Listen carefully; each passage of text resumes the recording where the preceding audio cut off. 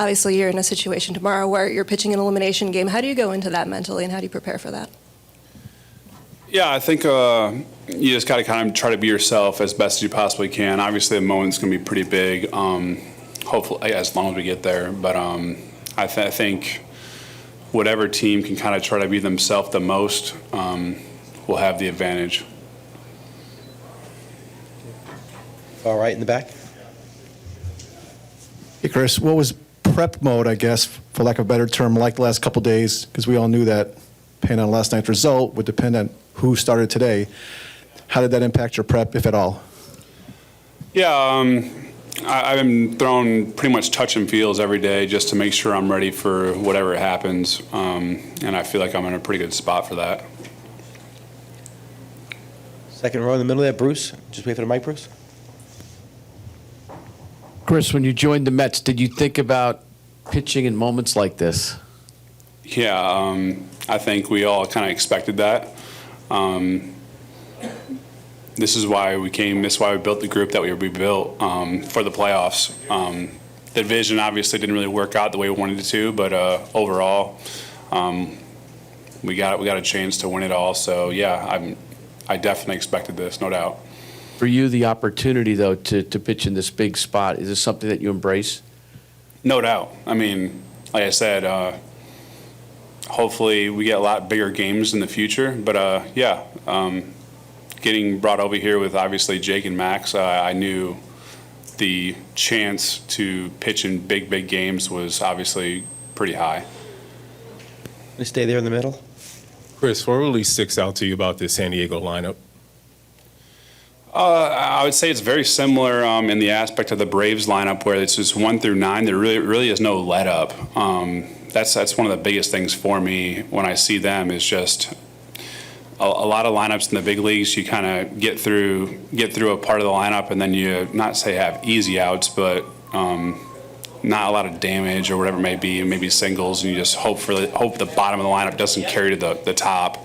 But I mean, this lineup is obviously very good 1 through 9. And I would say that's one of the biggest things. If there is a Game 3 tonight, are you going to try to use the scouting as much as possible, seeing if there's anything you can use as an advantage tomorrow against this lineup? Jake's pitching tonight, so I can't really use anything Jake does. I mean, I wish I had Jake stuff, but I don't. So, no, I'm just going to kind of be you guys and just enjoy the moment and have fun tonight and just enjoy, obviously, a great pitching matchup against two great teams, and just, like I said, just enjoy the moment tonight. Okay, in the front right here, John, second row. Chris, did you take anything away from that start in Atlanta in terms of just dealing with the moment with the adrenaline and things like that? Yeah, I would say kind of going back to it, looking at it, I think I tried a little too hard in that game.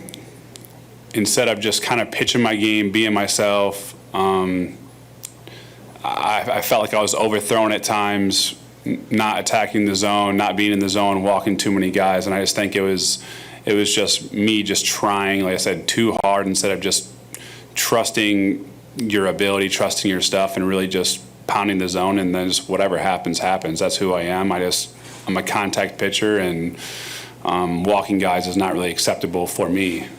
So yeah, I think tomorrow it's just more so just, like I said, just trusting your stuff and just being in the zone and just trusting the defense behind you.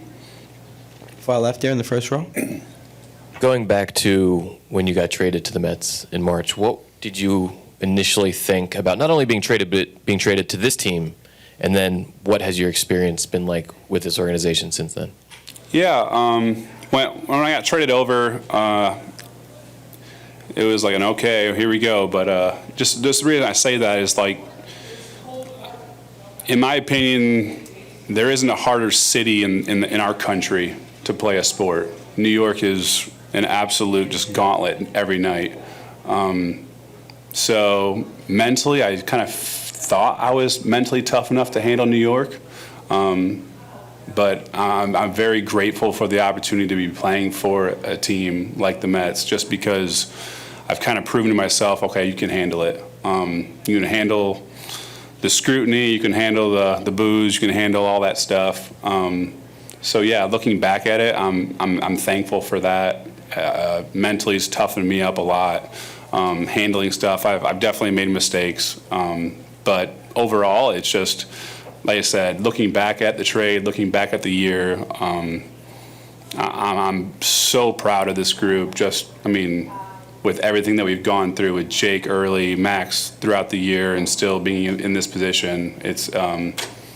Like I said, I'm very thankful to be part of this group.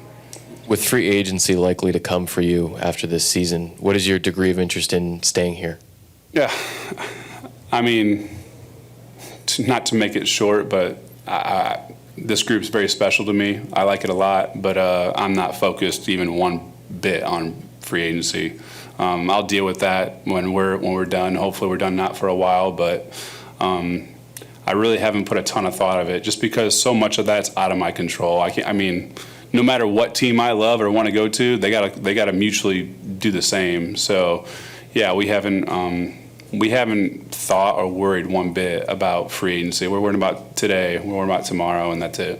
As a free agent, though, for the first time in your career, it will be in your control more than in the past, at least. Yeah, no doubt. But again. Both sides got to want each other, kind of thing. Here on the right in second row, Dave. Chris, you said something about, situations trying too hard. Obviously in Atlanta, it was a big thing. It was like a playoff game. A lot of guys don't really kind of admit that, even though the situations are different. During the course of a long season, you don't have these kind of atmospheres. You don't have the finality of losing and then your season be done. Is the psychological part, is it a tangible thing you guys can feel in games like this? During the playoffs? And anyone that says no is a liar. I'll tell you that. Yeah, 100%. I've told a lot of the guys on the team that haven't been in the playoffs. I say, listen, like whoever can just be themselves the most, I think, has the biggest advantage. The moment's already massive. Adrenaline's already. You don't need Red Bulls anymore. Like, you're good. But yeah, whoever can just be themselves and not. Like, the crowd's already going to be crazy. You can't kind of ride the crowd. You just got to be yourself, and that's it. I think, like I said, whoever can just make the moment not as big as it is going to have an advantage there. First row here, Barry. In front. Hey, Chris, Barry Bloom, good to see you again.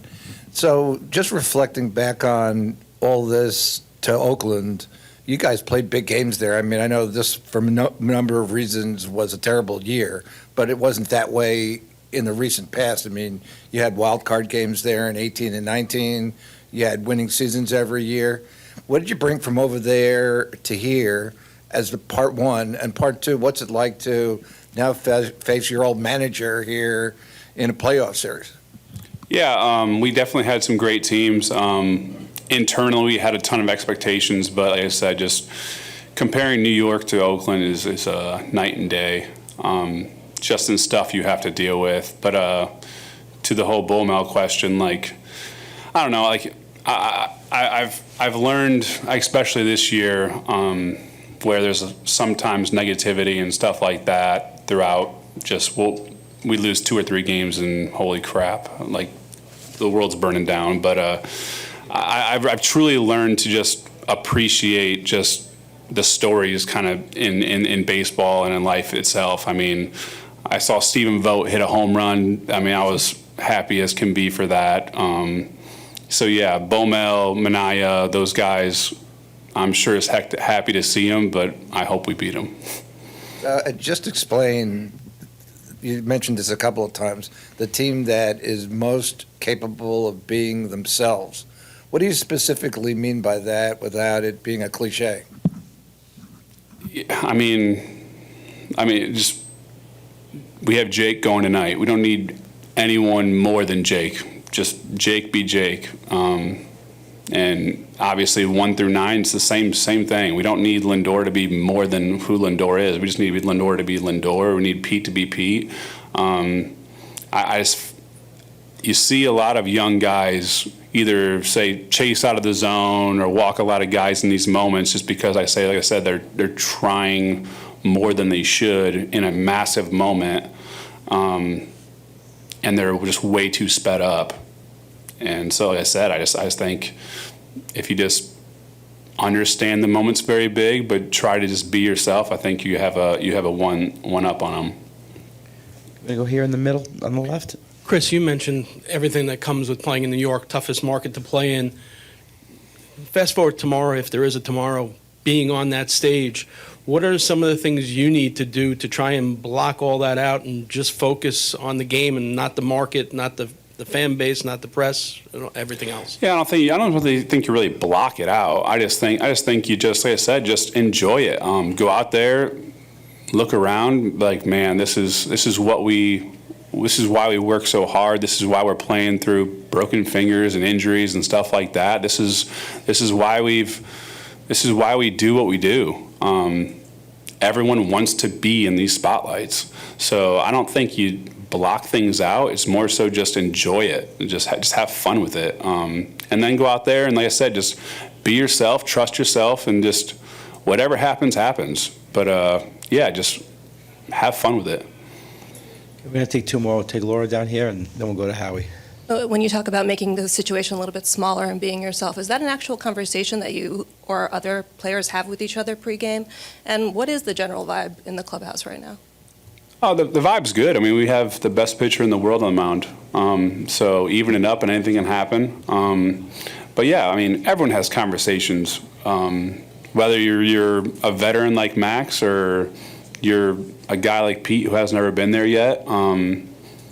Yeah, I mean, we all have conversations. I'm sure that happens on every single team. But yeah, it's just what to expect. As crazy it is, like family asking for tickets and friends asking for tickets and all that stuff. Just yeah, it's what to expect.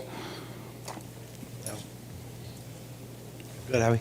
Chris, are there any technical or fundamental things that you need to manage when you're not working on your normal day, when it's the 6th day, the 7th day, or even the 8th day? And what are the challenges in that? I would say in this time of year, one of the biggest challenges is obviously a lot of people just don't feel that good. Luckily for me, I feel really good. But when you don't really have a routine later in the year, it is tougher to be as sharp as you usually are, just because, like I said, your body's just worn down. I mean, everyone's body is worn down, but that's the biggest thing of why everyone likes to stay in routine. Is just if you can stay in routine and you're sore or whatever it may be, it's not that hard to get out of rhythm. I mean, not that hard to stay in rhythm, but once you kind of add wrinkles to it, it's definitely a challenge. But that's why I said I've literally been throwing very light touch and feels like every day, just to make sure I know for a fact when I step on the mound tomorrow, I'll be good to go. Thanks, Chris.